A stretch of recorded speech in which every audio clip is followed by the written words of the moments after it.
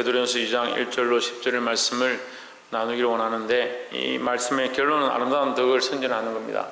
이 아름다운 덕은 누구의 덕이냐? 하나님의 덕입니다. 우리가 얼만큼 충성했고 우리가 얼만큼 봉사해서 우리의 덕을 선전하는 것이 아니고, 하나님이 하신 일, 하나님 우리 안에 일하신 것들을 선전하는 것이다 라는 거죠. 2장 1절에 그러므로 모든 악독과 모든 게을과 외식과 시기와 모든 비방하는 말을 버리고, 뭘 버리느냐? 모든 악독과 기만과 외식과 시기와 모든 비방하는 말을 버리고 했습니다. 자, 악독, 기만, 외식, 시기, 비방, 이게 공통점이 있습니다. 뭐겠습니까? 예? 마음? 뭐겠습니까? 예, 마음, 그렇죠. 겉과 속이 다른 거죠. 겉과 속이 다른 거예요. 겉으로 행하는 것과 속에 있는 것이 다른 겁니다. 속으로는 악한데 겉으로는 괜찮은 척 하는 거예요. 외식도 뭡니까? 겉으로는 아무 문제 없는 척 하면서 참 잘하고 있는 것처럼 하면서 그 속이 죽었다는 거예요. 우리가 오히려 겉으로 좀 부족해도 하나님과의 영적 관계가 똑바로 세워져 있어야 된다는 거죠. 여러분, 누구를 믿습니까? 예, 예수를 믿습니다. 우리도 주일날 그 말씀을 나눴죠. 제가 3번이나 물었는데 대답을 잘 못하는 거 보니까 참 안타깝습니다. 우리 누구를 믿습니까? 예수 그리스도 믿습니다. 왜 믿습니까? 그리스도께서 우리를 위하여 십자가에 죽으시고 우리를 구속하셨기 때문에 그것을 믿는 자에게 구원을 주시는 하나님의 그 말씀을 믿는 것입니다. 근데 왜 믿는지 모르고 어떻게 해서 믿게 되는지도 모르고 어떻게 구원받는지도 모르면 뭘 하고 있는 겁니까? 여러분, 가장 기본적인 신앙 고백이요. 예수 그리스도의 십자가의 죽으심을 말미암아 우리가 구속고 제사함을 얻었다. 이게 신앙의 기본 고백이에요.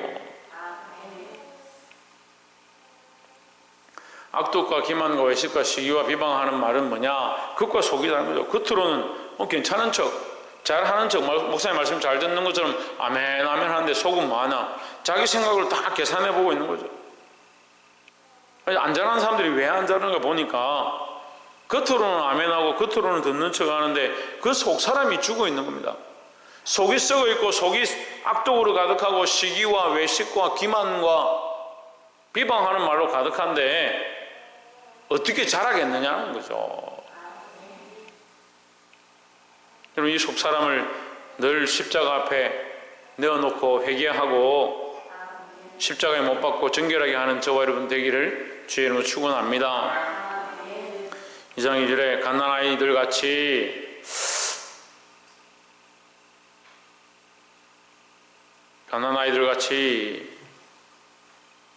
순전하고 신령한 저절을 사모하라. 뭘 사모하라?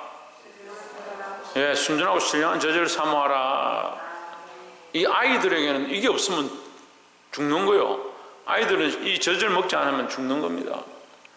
갓난아이가 태어났는데 이제 막 태어난 아기에게 밥을 먹이고 고기를 먹여서 살 수 없습니다. 이 아이가 이 사모하는 이 젖은 그 아이가 살 수 있는 유일한 길이다 하는 거죠. 우리의 순전하고 신령한 젖은 하나님 말씀인데 이게 아니면 살 수 없다. 이 말씀이 나를 살린다. 그런 신앙들을 가져야 됩니다. 이게 아니면 살 수 없다라고 생각했는데 이거 아니라도 산다. 세상에 가서 잘 먹고 잘 산다. 다른 것들로 먹고 살면 되지. 그렇게 생각하니까 하나님 말씀이 없으면 내가 죽을 것이다. 하나님 말씀 없으면 나는 안 된다. 다른 거 있어도 나는 하나님 없으면 안 된다. 그런 신앙이 없는 거예요. 그럼 뭘 믿고 있는 겁니까? 뭘 믿고 있는 거예요? 하나님 없어도 되는데 돈은 있어야 되고, 하나님 없어도 살 수 있지. 살 수야. 어딜 가든 못 살겠나? 어디 가든 살 수는 있지. 근데 돈이 없으면 못 살지. 여러분 스스로 잘 생각해 보세요. 하나님을 사랑하나 돈을 더 사랑하나? 옆에서 한번 봅시다. 하나님을 더 사랑하십니까? 돈을 더 사랑하십니까? 자기 몸을 더 사랑하십니까? 예. 돈을 제일 사랑하시는 분 손 들어보세요. 없습니까? 자기 몸을 제일 사랑하시는 분 손 들어보세요. 없습니까? 그럼 자기 자식을 제일 사랑하는 분 손 들어보세요. 없습니까? 하나님을 제일 사랑하는 분 손 들어보세요. 예. 뭐 하나님 사랑하는 것도 뭐 안 들고, 그럼 자기를 제일 사랑하는 것도 아니고, 돈을 제일 사랑하는 것도 아니고, 자식을 제일 사랑하는 것도 아니고, 그럼 하나님 제일 사랑하는 것도 아니고, 그럼 뭘 사랑합니까? 그럼 제일 사랑하는 게 뭐예요? 천정민 집사님 제일 사랑하는 게 뭐예요? 예? 뭐라노? 뭐라고요?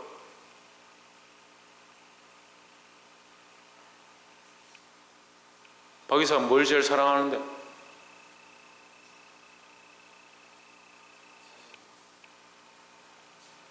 주일날부터 좀 이상해요. 주일날부터 여러분 계속 그래요. 지금 말씀도 제대로 안 듣고 다들 뭘 하고 있는지 모르겠어요. 제가 문제가 있든지 여러분이 문제가 있든지 둘 중에 하나 문제가 있겠죠. 은혜가 없는 게 아니에요. 우리 교회 지금 제가 볼 때는 은혜가 없는 게 아니에요. 은혜가 없는 게 아닌데 뭐가 없는 줄 압니까? 은혜가 있는데 뭐가 없는 줄 알아요? 결단이 없는 거예요. 은혜가 임하면요, 그 은혜를 느낀 대로 아 내가 이렇게 살아야겠구나 결단해야 되는데 안 하는 거예요. 말씀을 깨닫습니다. 깨닫는 게 없는 것도 아니에요. 우리 교회는 말씀도 잘 깨닫고 똑똑해요. 잘 알아들어요. 근데 뭘 하지 않습니까? 결단하지 않습니다. 그 예배 하러 오는 게 너무 힘든 거죠. 왜요? 말씀 들으면 결단해야 되고 말씀 들으면 선택해야 되고 말씀 들으면 순종해야 되는데 그것도 하기 싫은 거예요. 그 변화가 안 일어나요. 지금 변화가 안 일어나요. 10년 동안 했는데 변화가 별로 없어요. 오히려 뒤로 물러간 사람들 있죠. 처음에 와가지고 말씀을 듣고 은혜를 받고 어떻게 하나님 말씀 너무나도 감사하다 이렇게 했는데 2년, 3년, 4년 지나니까 그 겨우부터 달랑달랑 하는 사람들이 뒤로 물러가고 넘어지고 그렇게 하는 사람들이 있죠.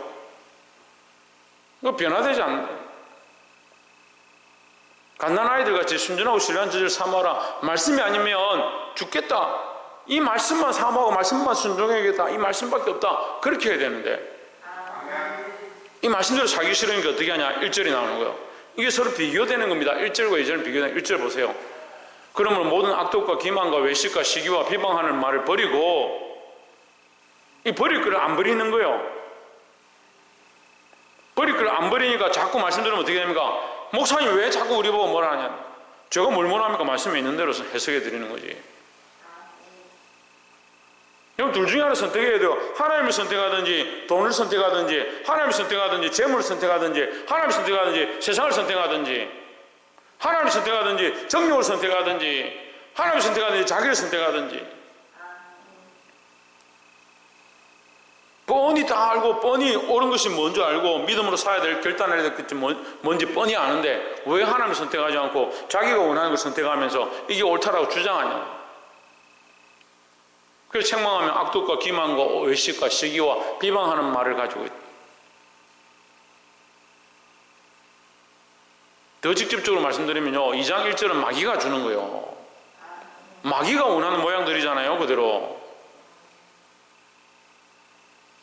하나님이 지은 짐승 중에 뱀이 가장 간사하더라. 간사가 뭐예요? 제가 계속 말씀드렸잖아요. 두 마음을 품은 거예요. 하나님을 섬기고 하나님을 안다라고 하면서 하나님을 제일 잘하는 건 마귀죠. 마귀만큼 하나님 잘하는 자가 어디 있습니까? 그래서 하나님 섬기지 않습니다. 하나님 잘 알지만 하나님 섬기지 않습니다.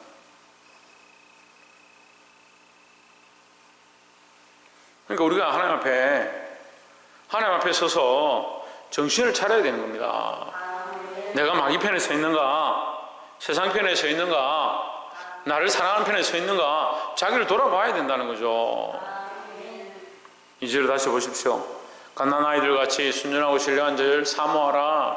하나님 말씀 그 생명의 젖줄 그게 아니면 이 아기가 죽는 것처럼 우리가 이 말씀이 아니면 죽겠다.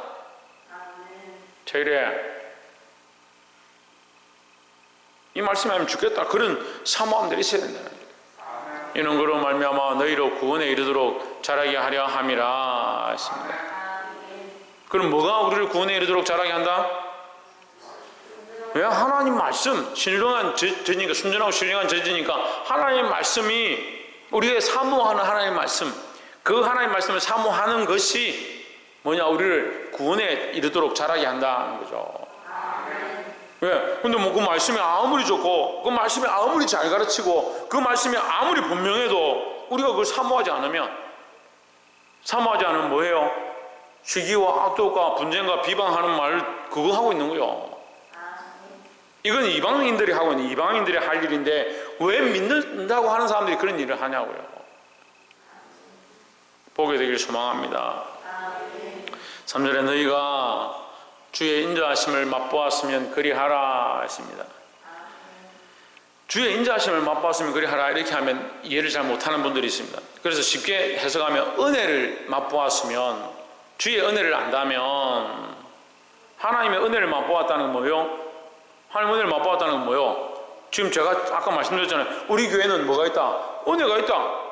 또 뭐가 있다? 말씀을 좀 깨닫는다. 말씀도 깨닫고 은혜도 있고 감동도 받는데 뭘 하지 않냐? 결단하지 않는데.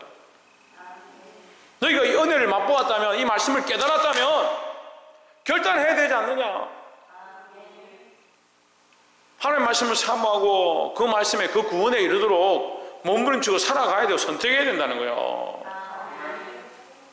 4절에 사람에게는 버림바가 되었으나 하나님께는 택하심을 입은 보배로운 산돌이신 예수께 나아가 했습니다. 사람들은 어떻게 하느냐? 자기에게 마음에 맞지 않다는 거예요.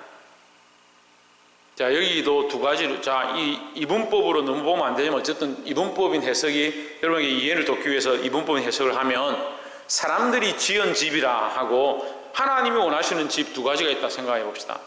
사람들이 집을 건축하는데 하나님께서 택하신 보배로운 산돌 예수 그리스도죠. 예수 그리스도를 그들에게 줬습니다. 그들에게 이 돌로 집을 지어라 줬는데 그들이 이 돌을 받아보니까 자기들에게 안 맞다라는 거죠. 건축자들이 이 돌을 가지고 와서 보니까 크기도 안 맞고 모양도 안 맞고 우리 스타일이 아니다. 왜 우리 스타일이 아니냐? 자기들은 자기들 스타일이 있고 자기들 방식이 있고 자기들 생각이 있고 자기들 가치관이 있고 자기들 삶이 있는데 거기에 예수 그리스도를 가지고 오니까 안 맞다는 거예요. 누가 누구에게 맞춰야 되느냐? 조혜준, 누가 누구에게 맞춰야 되냐?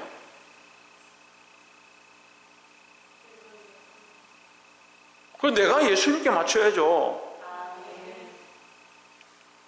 내가 예수님께 맞춰야 되는데 사람들이 자기 집을 짓고 있는데 자기 집에 합당한 것을 가지고 오려고 하니까 예수님을 가져와 보니까 안 맞는 겁니다. 그래서 말씀을 좀 깨닫고 은혜를 좀 받았지만 내 삶을 통째로 바꾸기에는 예수님이 나하고 안 맞다. 은혜를 좀 입었지만 인자를 좀 맛보았지만 나하고 안 맞다. 그 어떻게 합니까? 근심하고 돌아가는 거예요. 근심하고. 부자가 말씀을 듣고 깨달았지만 어떻게 하냐? 근심하고 돌아갔다. 근심하고 돌아갔다. 사람에게는 버림바가 되었으나 사람에게 왜 버림바 되었냐? 사람에게 안 맞다는 거죠. 사람들은 어떻게 하냐? 자꾸 자기 모양대로 살려고 해요. 자기 모양대로. 그래서 지금 1절에서 말씀드렸죠. 시기와 악독과 비방과 기만과 외식과 이게 가득한 게 인간의 모습인데 이 모습에다가 예수 그리스도를 가지고 와서 자기들 좋을 때는 예수님 찾는 것처럼 하고 필요 없을 때는 예수님 필요 없습니다. 이렇게 하는 삶을 사니까 사람에게는 버림받는 게 필요 없다. 버리는 거죠. 하지만 누가 택하셨냐? 하나님 택하셔서 보내신 바 된 예수 그리스도다라는 거죠. 4절에 사람에게는 버림받았으나 하나님께는 택하심을 받은 보배로운 산돌이신 예수께 나아가 5절에 너희도 산돌같이 신령한 집으로 세워지고 했습니다. 자, 다시 해봅시다. 사람이 집을 짓고 있는데 예수 그리스도를 모셔드려서 그 집을 더 아름답게 하려고 하니까 예수 그리스도가 들어오니까 이 집이 안 맞는 거죠. 왜 안 맞냐? 내 집에 예수 그리스도를 모셨으니까 안 맞는 거죠. 무슨 말입니까? 무슨 말이에요? 예? 집을 다 지어놓고 거기 예수님을 들고 와서 기초를 삼으려니까 이게 안 되는 거죠. 예수 그리스도의 기초 위에 집을 세워야 되고 예수 그리스도가 머리가 돼야 그 집이 세워지는데, 내가 이미 머리고 내가 원하는 기초를 세웠는데 거기다 예수 그리스도를 끌고 오니까 이게 집이 안 되는 거죠. 근데 우리의 삶에 지금 주님께서 말씀하시는 겁니다. 너희도 산돌같이 신령한 집으로 세워질. 산돌이 누굽니까? 예수 그리스도죠. 그러니까 같이, 여기를 같이라고 해석할 수도 있고, 한국말은 같은 동의어로 함께라고 하는 거예요. 함께. 한국말은 그죠? 같이라고도 하고 함께라고도 하는 같은 단어예요. 같은 말이죠. 그러니까 함께, 너희도 산돌과 함께, 산돌처럼인데 산돌과 함께니까 예수 그리스도가, 우리가 세워놓은 집에 예수 그리스도를 가지고 와서 우리의 방식대로 예수 그리스도를 끼워 넣는 게 아니라 예수 그리스도 산돌 대신 그리스도에게 우리가 나아가서 그 그리스도와 함께 집을 세우는 겁니다. 내 집이 아니고 예수 그리스도가 기초가 되어진, 예수 그리스도가 머릿돌 되어진 그리스도 위에 함께 세운다. 함께. 너희도 산돌과 함께 신령한 집으로 세워지고. 그 집이 무슨 집이냐? 신령한 집이다. 거룩한 집이다. 하나님이 기뻐하시는 집이다라는 거죠. 그럼 우리는 우리 인생에 무슨 집을 세우고 있는가? 하다못해 나는 일주일 동안 어떤 집을 세우고 있는가? 나는 하루 동안에 어떠한 집을 지어가고 있는가? 하루의 삶을 쪼개면 하루의 집이 되는 거예요. 잠깐 나는 이제 오늘 하루 집을 지었는데 누구를 위한 집을 짓고 누구를 기초로 한 집을 짓고, 내가 내 가치관과 내가 원하는 내 사랑하는 방식대로 내가 세워가지고 내가 주인 되어진 집을 짓고 있는가? 아니면 예수 그리스도가 기초되어서 그 그리스도와 함께 동력하며 그리스도가 기뻐하신 집을 세우고 있는가? 이걸 고민해야 된다니까요.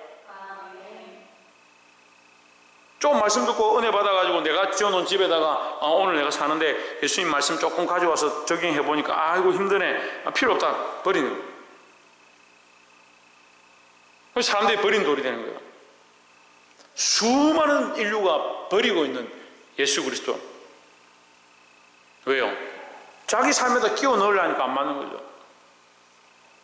누가 누구에게 맞춰야 되냐? 내가 그리스도에게 맞춰야 되는 겁니다. 너희도 산돌과 같이, 산돌과 함께 신령한 집으로 세워지고, 그리스도와 함께 신령한 집으로 세워지고, 예수 그리스도로 말미암아 하나님이 기쁘게 받으실 신령한 제사를 드릴 거룩한 제사장이 될지니라 했습니다. 예수 그리스도로 말미암아는 그분 덕분에, 이 말이에요. 말미암아는 덕분에. 우리 베이스 기타가 없었는데 근도로 말미암아 베이스 기타를 치게 됐다. 그럼 근도 덕분에죠. 근도 덕분에. 근데 우리가 밥을 먹을 게 없었는데 권사님 와서 밥을 했다. 권사님으로 말미암아 우리가 밥을 먹었다. 그분 덕분에 이렇게 된 거죠. 말미암아는 덕분에예요. 덕분에. 그러니까 예수 그리스도 덕분에 우리는 하나님께 예배를 드릴 수 있게 되었다. 다른 이가 필요 없이 내가 스스로 하나님 앞에 나아가서 예수 그리스도의 이름으로 예배를 드리게 되었다. 다른 이가 필요 없이 내가 스스로 그리스도의 이름으로 하나님 앞에 기도하게 되었다. 이 말씀은 예수 그리스도로 말미암아 하나님 기쁘게 받으실 훌륭한 제사를 드리 거룩한 제사장이 될지니라. 우리를 뭐가 되게 하시냐? 제사장이 되게 하시는 거예요. 그럼 우리는 우리 삶으로 뭘 하느냐? 제사를 드리는, 예배를 드리는 자들로 세워져야 한다라는 겁니다. 옆에서 한번 봅시다. 우리는 예배를 드리는 자가 되어야 합니다. 우리는 우리의 삶으로 하나님께 예배 드리는 자들이 되어야 되는 거예요. 근데 우리가 예배 드릴 자격이 있느냐? 자격이 없습니다. 자격이 없어요. 똑같죠? 어떤 이는 집을 건축하는데 예수 그리스도의 돌이, 신령한 돌이 굴러왔지만 그 필요 없다고 버렸어요. 그 사람은 하나님의 제사를 드릴 수가 없어요. 하나님의 예배할 수 없는 거예요. 근데 우리는 어떻습니까? 우리는 그리스도와 함께 집을 세워가고 있습니다. 아직 미흡하고 부족하지만 그리스도와 함께 그 위에 집을 세워가고 있습니다. 하나님이 이 제사를 받으신다는, 이 삶을 받으신다라는 거죠. 그래서 우리는 이 삶으로 하나님 앞에 거룩한 제사를 드릴 거룩한 제사장들이 되어야 할지니라 했습니다. 되시길 바랍니다. 그럼 이것이 우리의 공로냐? 그렇지 않죠. 하나님께서 이미 택하셨고, 예수 그리스도를 택하셨고, 그죠? 택하셔서 우리와 함께하게 하시고 우리가 제사를 드릴 수 있느냐? 드릴 자격이 없지만 예수 그리스도로 말미암아 하니까 택하신 하나님, 예수 그리스도를 택하셔서 선택하셔서 이 일을 하게 하시고 예수 그리스도를 우리가 힘입어 그 덕분에 우리는 하나님 앞에 제사를 드릴 수 있다라는 거죠.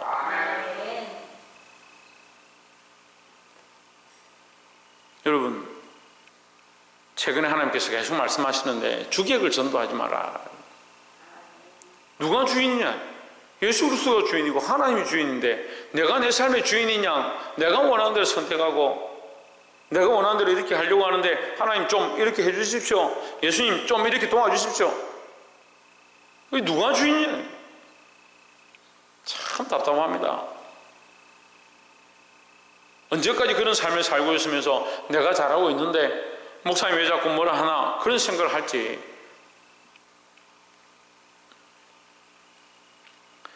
6절에 성경에 기록하였으되 보라 내가 택한 보배로운 모퉁이 돌을 시온에 두노니 있습니다. 시온은 이스라엘 백성이 하나님 앞에 예배드리는 장소입니다. 언약의 장소죠. 하나님이 만나주시는 구원의 장소죠. 그러니까 거기에 뭐가 있느냐? 내가 택한 보배로운 모퉁이 돌이 있다. 다시 말하면요, 하나님이 택하신 보배로운 모퉁이 돌이 있는 곳이 시온이 되는 거예요. 이해가 되세요? 원래는 시온이었고 거기에 성막을 들고 와서 하나님의 법궤를 두었기 때문에 거기를 시온이다 하죠. 거기를 예루살렘이라 하고 하나님의 성소가 있는 곳이다 했죠. 근데 이제는 뭡니까?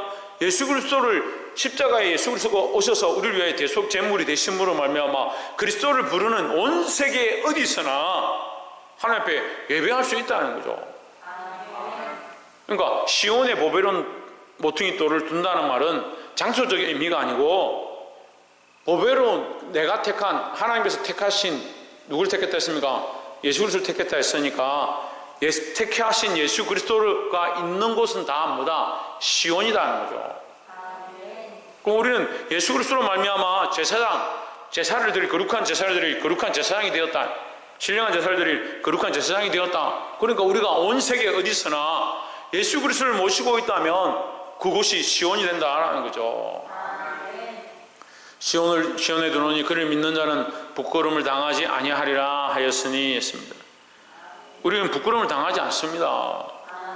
세상 사람들이 부끄럽다 생각하고 손가락질을 하고 부끄럽게 할 뿐이죠. 우리는 이 땅에서 부끄러움을 당해도 부끄러워할 필요가 없습니다. 왜요? 우리의 부끄러움이 중요한 것이 아니고 우리가 하나님 나라에 올라가서 얻게 될 영원한 영광을 바라보기 때문이다라는 거죠.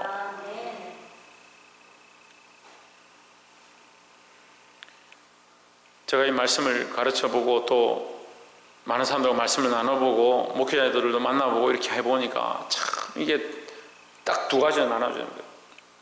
지상 신앙 가진 사람, 이 땅의 신앙 가진 사람, 하늘에서 신앙을 가진 사람 딱 나눠져요. 물론 우리가 그렇다고 해서 먹고 사는 게 다르고 뭐 옷 입고 사는 게 다르고 많이 다르지 않지만 목적이 뭐냐? 이 땅의 어떠함을 바라보고 이 땅에 부끄러움 당하는 건 죽기도 싫을 만큼 싫어하는데 하나님 나라 가서 부끄러움 당할 거는 하나도 문제가 안 되는 거예요. 그럼 그 사람들은 이 땅에 소망이 있는 거죠. 이 땅에 소망이 있는 사람들은요, 이 대화가 안 돼 얘기를 해봐도요, 계속 이 땅의 얘기만 해요. 이 땅의 얘기만. 이 땅에 소망이 있는 사람들은 자꾸 이 땅의 것들만 바라보는 거예요. 그래서 이렇게 목사님 이렇게 해야 됩니다. 이게 옳습니다. 그걸 왜요? 이 땅의 것 때문에요. 우리는 이 땅에 소망을 두고 사는 자가 아니다라는 거죠. 부끄러움을 당하지 아니하리라 했습니다. 자, 그를 믿는 자는 했으니까 그는 누굽니까? 예수 그리스도죠. 그럼 예수 그리스도께서 우리를 위하여 따라합시다. 예수 그리스도께서 우리를 위하여 이 땅에 부끄러움을 당하셨다. 예수님께서 우리를 위하여 이미 이 땅에 부끄러움을 당했으니까 우리는 부끄러움을 당할 필요가 없다라는 거죠. 부끄러워할 필요가 없습니다. 7절에 그러므로 믿는 너희에게는 보배이나 믿지 아니하는 자에게는 건축자들이 버린 그 돌이 모퉁이의 머릿돌이 되고 있습니다. 자, 이 7절의 말씀을 믿는 자에게는 그리스도의 십자가가 구원의 도인데, 그죠? 믿는 너에게는 보배이나, 믿는 자에게는 그리스도의 십자가가 구원의 도인데,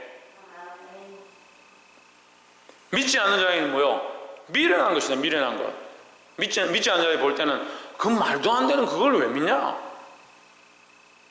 뭐 그런 걸 쫓아가냐?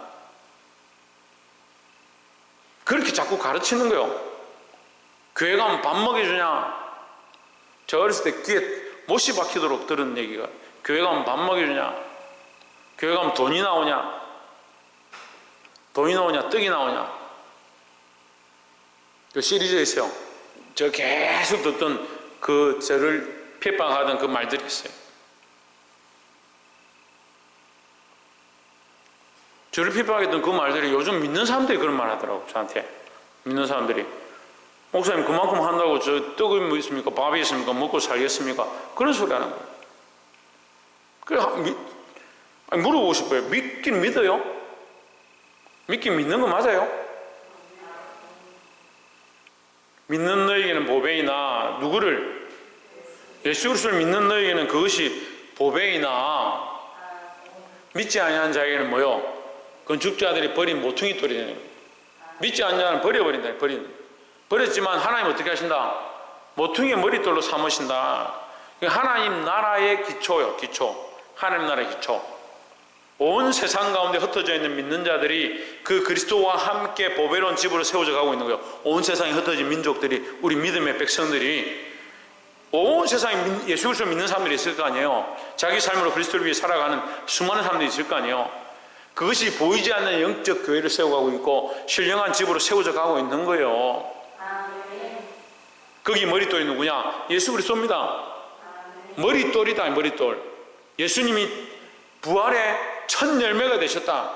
머릿돌이 되셨다. 그러니까 우리는 뭐요? 그리스도를 따라서 우리도 함께 부활의 영광에 참여하고 하나님 나라의 영원한 구원을 소망하게 될 것이다 라는 거죠. 8절에 또한 부딪히는 돌과 걸려 넘어지게 하는 바위가 되었다 하였느니라 했습니다. 믿지 않는 자들에게 그 바위가 뭐냐? 자꾸 걸린다, 걸림돌이다, 부딪힌다. 믿음이 없으니까요, 이 그리스도에 대한 이 말씀이 자꾸 걸리는 거예요. 믿음이 없으니까 예수 그리스도의 십자가가 자기와 관계없는 거예요. 그 십자가 없이 사는 목회자들 제가 너무 많이 봅니다. 왜 목회자 얘기를 자꾸 하느냐? 우리 성도들이 좀 들으라고요. 우리 성도 모 집사가, 모 권사가, 모 성도가 십자가 없는 삶을 삽니다, 이렇게 제가 말할 수 없으니까 목회자들이 그렇다라고 하는 거예요. 목회자는 그래도 하나님의 부름받아서 세워졌는데 십자가 없이 사는 거예요. 십자가는 주와 함께 죽고자 하는 고난의 길을 가는 건데, 고난의 길 없이 평안하게 재미있게 돈 많이 벌고 명예도 얻고 어디 가면 아이고 목사님 하는 그런 영광을 얻는 것을 기뻐하는 사람들이 수없이 있습니다. 그게 뭐예요? 그게 뭐예요? 그리스도와 관계없는 삶이에요.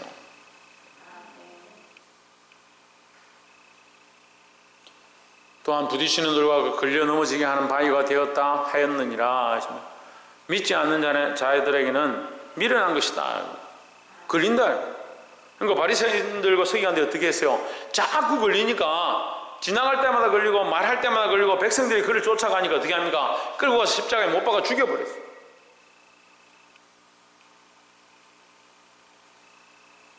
여러분, 계속 듣기 싫으면 어쩔 수 없어요. 저는 뭐 하고 있는 겁니까? 저는 여러분 때문에 이 고난의 잔을 계속 마시고 있는 거예요.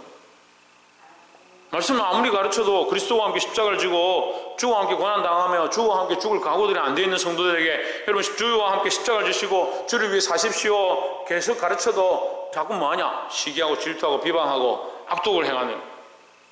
저는 뭐 하는 거예요? 저는 여러분 때문에 이 고난의 잔을 자꾸 마시는 거예요.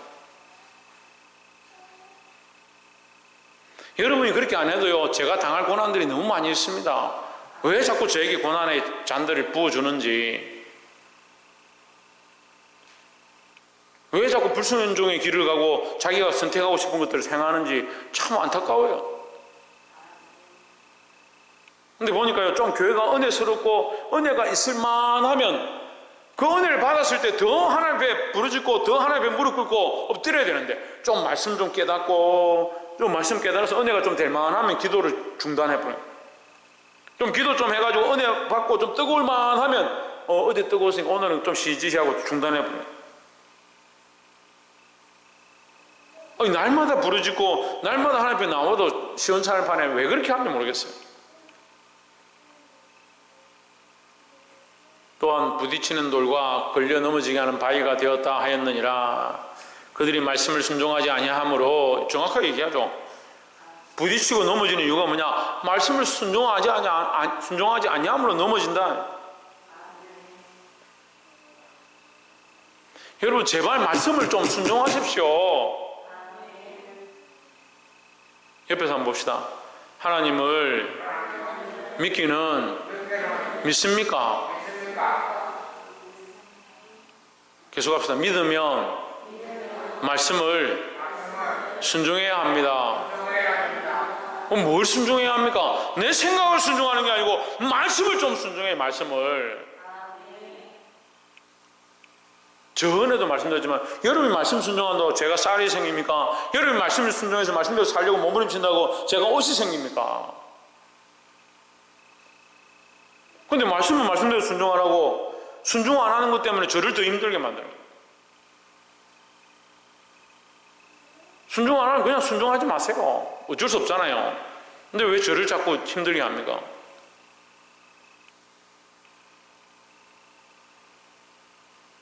그 말씀을 순종하지 않고 끝까지 악하게 행하는 자들은 그들을 이렇게 정하신 것이라 어쩔 수 없다는 거예요. 결국 누가 선택하냐? 본인이 선택하는 거예요. 우리 정해놨으면 그래 되겠죠. 뭐 내가 뭘 하겠습니까? 여러분, 하나님 정하셔서도요, 우리가 그 정하심을 알 수가 없어요. 아무도 알 수가 없으니까 내가 결국 어떻게 해야 됩니까? 내가 지금 믿음으로 아는 대로 선택해야 되는 거죠. 9절에 그러나 너희는 택하신 족속이요, 저희를 그렇게 버림받은 것처럼 거리 넘어지도록 선택되어진 것처럼 택하신 것이다. 그렇지만 너희는 그렇지 않다. 그렇게 정했지만 너희는 그렇지 않다. 너희는 택하신 족속이요, 택하신 족속이다. 택하신 하나님의 족속이다. 누가? 우리가요. 우리가 하나님 앞에 택함 받은 자들이다. 그런데 왜 자꾸 불순종하느냐? 하나님 우리를 선택하셔서 부르셨고 은혜를 맛보게 하셨고 말씀을 깨닫게 하셨습니다. 그럼 우리는 택하신 족속이죠. 또한 왕같은 제사장들이다. 우리에게 뭘 하게 하느냐? 세상에 어떠한 것도 우리를 이기지 못하고 우리가 하나님 앞에 예배하고 제사하고 나아갈 수 있게 하셨다라는 거죠. 그건 우리에게만 주신 특권입니다. 거룩한 나라요. 거룩한 나라는 뭡니까? 예수 그리스도와 함께 세워진 거룩한 나라예요. 예수 그리스도와 함께 세워가고 있는 그 나라의 구성 요소가 됐다. 그의 소유된 백성인이 있습니다.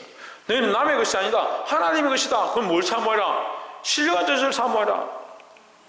하나님의 소유된 백성이다. 누가 빼앗아갈 수 없느냐? 마귀가 빼앗아갈 수 없다.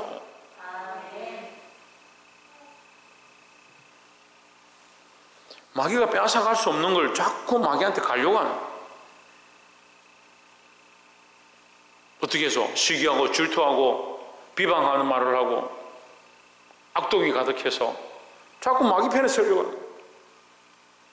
우리가 하나님의 말씀을 들었으면 그 말씀에 걸려 넘어지지 않도록 말씀에 순종해야 된다는 거죠. 우리는 누구의 백성이다? 하나님의 소유된 백성이다. 이는 너희를 어두운 데서 불러내어 했습니다. 우리를 어두운 데서 불러냈다니, 그 자기들끼리 알아서 짓고 있는 그 집에서 이제 불러내서 하나님이 원하시는 집을 짓고 있는데 우리를 불러냈습니다. 그러면 여러분, 집을 짓는데, 건축자가 집을 짓고 있는데, 하나님 나라의 집을 짓고 있는데 예수 그리스도의 모퉁이 돌이 돼서 그 위에 우리를 세워가고 있는데, 하나님의 법과 하나님의 말씀과 하나님의 뜻을 따라 세워야 되지. 나는 여기 쓸래, 나는 저기 쓸래. 그게 무슨 집이 되겠어요? 저도 이번에 공사를 한번 해보니까 집을 이렇게 하는데 1mm라도 튀어나오면 이걸 싫어하는 거예요. 정확하게 맞춰요. 줄을 끊고 수평계를 맞추고 빔을 쌓아서 이 줄을 맞춰야 돼요. 정 안 맞으니까 이제 실리콘으로 마감을 한다든지 인테리어 마감을 한다든지 마감을 해야 돼요. 우리가 하나님의 말씀의 기준에 하나님의 뜻에 맞추고 하나님의 소유된 백성인데 왜 세상이 원하는 기준들을 맞추냐는 거예요. 언제쯤 이걸 알아듣고 깨달을지 모르겠어요. 교회에 왜 세상 법을 자꾸 들고 오고 세상의 논리를 들고 오고 세상의 이론을 들고 오는지. 너희를 어두운 데서 불러냈다. 그런데 왜 너희를 자꾸 어두운 일들을 들고 오느냐. 그의 기이한 빛에 들어가게 하신 했습니다. 그의 기이한 빛이 뭐냐? 세상에 없는 빛이에요. 세상에 없는 빛. 세상에 없는 빛이니까 기이한 빛이죠. 세상의 논리로 세상의 이론으로 만들 수 없는 빛. 하나님 안에서만 얻을 수 있는 그 빛. 그 빛에 하나님께서 들어가게 하셨다. 그 우리는 뭘 해야 되냐? 이 아름다운 덕, 우리를 그 어둠에서 불러내서 빛으로 들어가게 하시고 우리를 버림받은 된 데서 택하신 족속으로 왕같은 제사장들로 거룩한 나라요 그의 소유된 백성이 되게 하신 이걸 선전하는 자가 되어야 된다는 거죠. 이 아름다운 덕을 선포하는 자, 선전하는 자가 되어야 되는데 뭘 선전하느냐? 자기를 자랑하고 자기를 선전하기 바쁘다. 여러분 회개하십시오. 교회는요 사실은 자기 주장을 할 때가 아니에요. 우리는 하나님 말씀에 순종하고자 몸부림쳐야 된다는 거예요. 특별히 우리에게 마지막 사명이 뭐냐? 이 아름다운 덕을 선전하는 거예요. 이게 뭡니까? 복음전도죠. 복음전도. 하나님 구원하신다. 하나님 우리를 인도하신다. 하나님 나라를 우리를 이끌어 가신다. 이 아름다운 덕을 선전하는 거예요. 이 복음을 전하시는 자들이 되기를 소망합니다. 마지막 10절에 너희가 전에는 백성이 아니더니 했습니다. 백성이 아니더니 지금 계속 얘기하는 거죠. 지금 1절부터 10절까지 그냥 한 내용이 아니고 그 안에 이 구별되어 있는 거예요. 악독과 비방하는 말들과 시기하는 것들과 속으로는 괜찮은 척 하면서 겉으로는 괜찮은 척 하면서 속으로 폐역한 이 행위들 하는 것. 너희가 전에 백성이 아니더니 그게 백성이 아닌 모습이다. 이제는 하나님의 백성이다. 그 어둠의 일을 버리고 빛의 갑옷을 입고 빛의 일을 행해야 된다는 거죠. 이제는 하나님의 백성이요 했습니다. 전에는 긍휼을 얻지 못하더니 전에는 은혜를 알지 못하더니 이제는 긍휼을 얻은 자요 이제는 은혜를 아는 자요. 그 은혜를 알고 말씀을 깨닫고 하나님의 나라를 보기 시작한다면 이제 여러분 똑바로 선택해야 되는 겁니다. 자기가 하고 싶은 거, 내 생각이 옳은 거, 세상이 옳다라고 하는 거 아닙니다. 하나님이 기뻐하시는 거, 그 말씀을 따라 순종하고 이 아름다운 덕을 선전하고 하나님을 기쁘시게 하는 저와 여러분 되시기를 주의 이름으로 축복합니다. 기도하겠습니다.